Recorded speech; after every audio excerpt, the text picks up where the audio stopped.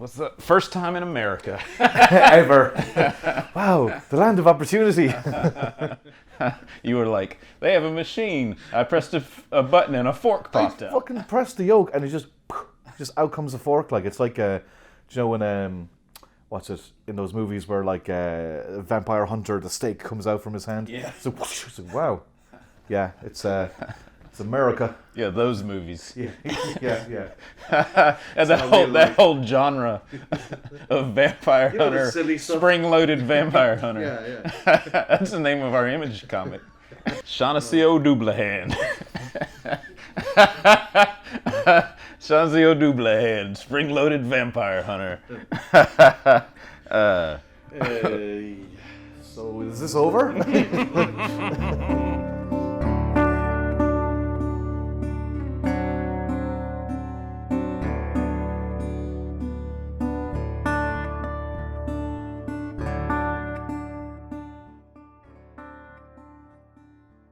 I like superheroes because they were just so. It's like the first time I went to New York and I see like the fire hydrants and the air conditioners, and I'm like, wow, it's like the movies, you know. That's what American comics. You've never are like. seen an air conditioner before? No, I'd never seen one. I actually said to somebody, "He's like, what are those square things in the windows? Like, that's an air conditioner. Have you ever seen one?" I'm like, no. Because we don't have them. Yeah, of course. Like, you know? It makes perfect sense. Yeah. It's just I could understand to an American to be like, "What the hell is wrong with you?" Yeah. But yeah, it's those. So it's. I found American comics so exciting because it's just so unlike anything else. Like I'd seen. So was art school the goal? No, because I didn't know. Like where I'm from, sports. It's like Irish sports is culturally massive. So. Gaelic football and hurling. If you weren't into hurling where I'm from, no one gave a shit. So the fact that I drew, nobody really cared. I don't think there's much appreciation for visual arts in Ireland.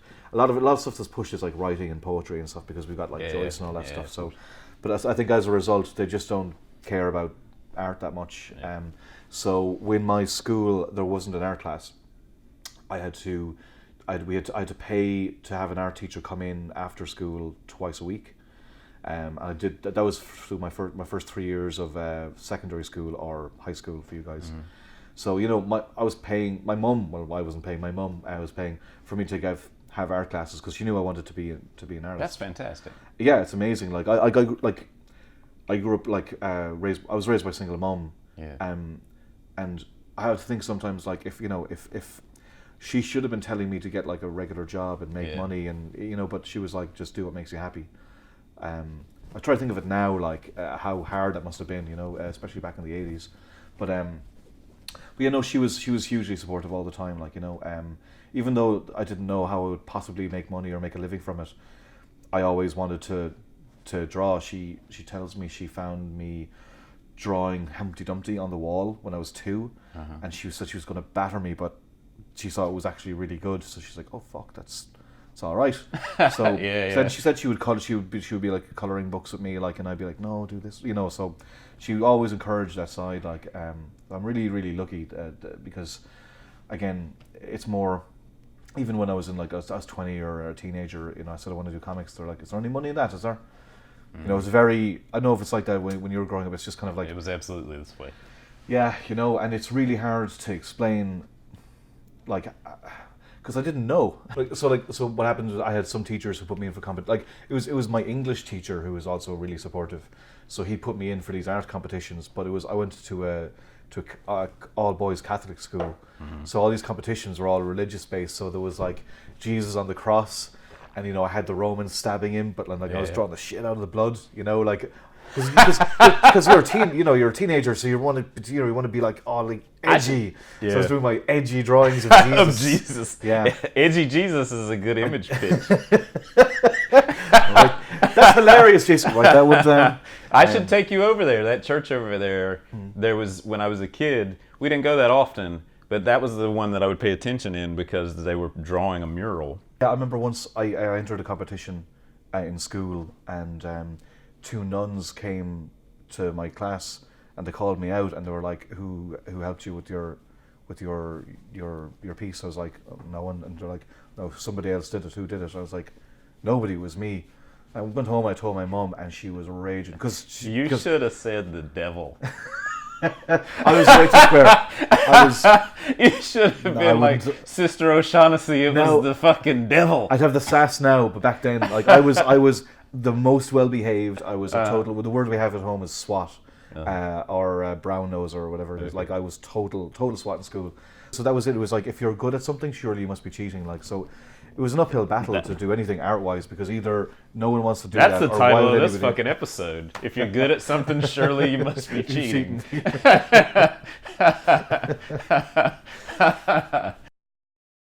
much of everything I was about drawing. You know, like I said, like if it wasn't hurling, no one gave a shit. Well, that's an interesting thing to explore. The idea of that as your identity. You know. Yeah, it has been like. It always, like, as in I don't remember a time where I didn't feel like that. Yeah. You know, it just feels natural. Yeah, me too. I just don't feel like, I think when you feel like that and you're from a small place, it's a real struggle to figure out, like, why am I like this? Yeah. Why am I like this and no one else is? I had a real hard time connecting with people. And now, which I always felt was strange because I had such a close family. Yeah. I could not like really, I had friends, but I don't really, it took me a long time to ever have like close friends. And in the long run, it was good for me because I grew up around a lot of people who had interests and pursuits and like behaviors that were abnormal to me. Yeah. Well, I mean, but also, like, but people are very tribal and you know, being the way that I was, or say the way that you were, kind of stopped you from, you know, maybe falling into certain habits and traps that a lot of regular people would, like people who don't have this stuff in their head and they're just going to try to fit in with the crowd. Yep. You know, and I tried to fit in. Oh no, don't get me wrong. I just did it. But it didn't. It didn't take. Yeah. You know. It's like I always say, like the best thing that ever happened to me was I went bald because otherwise I would have had a million terrible hairstyles where I was like trying to fit in with people. I feel by always feeling a little like an outsider, I would always kind of looked around me in a different way, if you know what I mean. Everything, I kind of observed stuff around me an awful lot, and I never, like, it's the thing I have about being Irish too. I had an argument or a debate with a friend of mine about, like, I'm not proud to be Irish. Proud to be Irish is a thing that's said a lot at home, and I don't have pride about it at all, because I have no fucking say in where I was born. But I do like being Irish an awful lot, and I do, when I came to New York and I spent some time in America, I definitely learned to be way more appreciative of where I'm from and the identity that I'm from, and even all the things that I'm conflicted about. I own it in a way that I didn't own it when I was younger, you know. Yeah, me too. And it was New York that did it. Yeah, that's an interesting thought, though. That art is sort of the medium for you to explore the world. You know, like being curious is everything, and it's telling that we're having this conversation. And you're probably 8,000 miles from home. Yeah. You know, like God, I miss it so much. No, it's fine. It's the blessing of doing this is that I know so many people from so many different places, and they've opened my worldview in ways. That's really, it's one cool thing about comics is no matter where you go, you probably know somebody from around. Like when you came to Ireland, dude, that was the first time I had ever been to Europe. Was it? Yes. Okay, right. The first time I've ever been to Europe was your house. And I barely knew you, and you opened your home to me, and it was like, this is amazing, you know? Like, I have a friend in Ireland. That's the cool thing, is you probably know somebody wherever you go, and not only do you get to visit these places, but you'll get to have an experience from somebody who's from there, rather than just feeling like a dope tourist. Eat that sandwich, you Irish motherfucker. You know, because they all got melted by the blue light. Now I'm even more pissed. And? Well, no, I mean, I'm spoken savage. It's probably my favorite sandwich. I've had mac and cheese. I've had pulled pork.